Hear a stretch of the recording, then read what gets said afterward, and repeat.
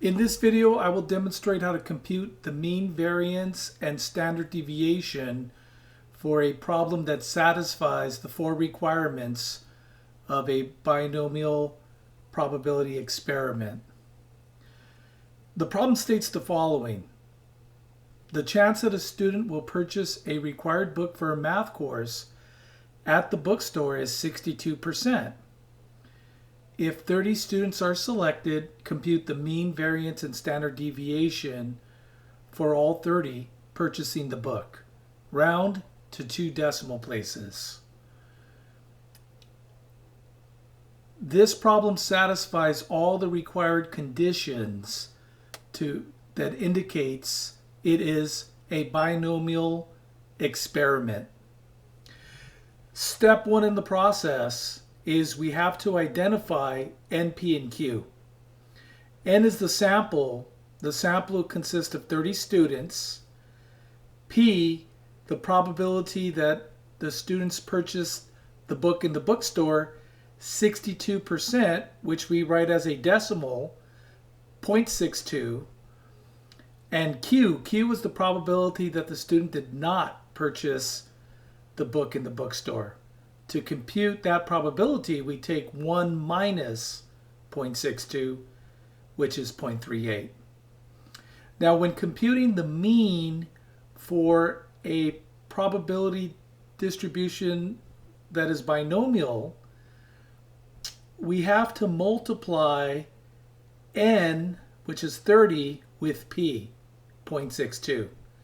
In the symbol we use to represent the mean for any type of distribution is called mu.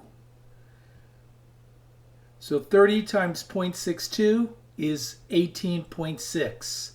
So for a group of 30 students, on average, we expect around 18.6 of them to purchase the book in the bookstore.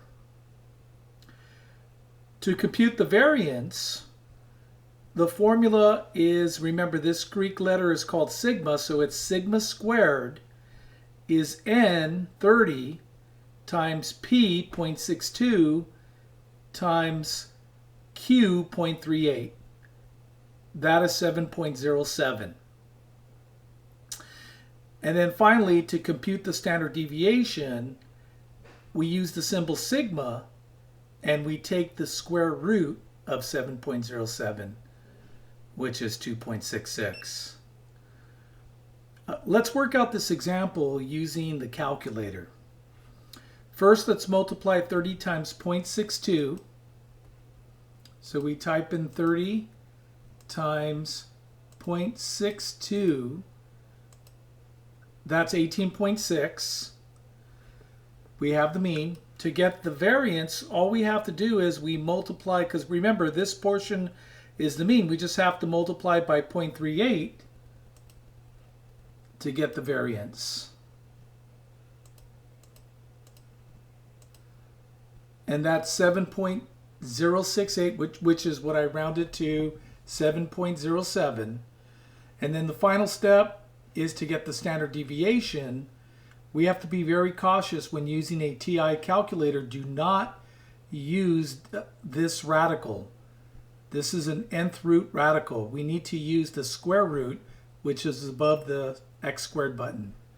So we type second square root 7.068, which is the value we have for the variance. And we end up with 2.658. That rounds to 2.66. Thank you for watching the video.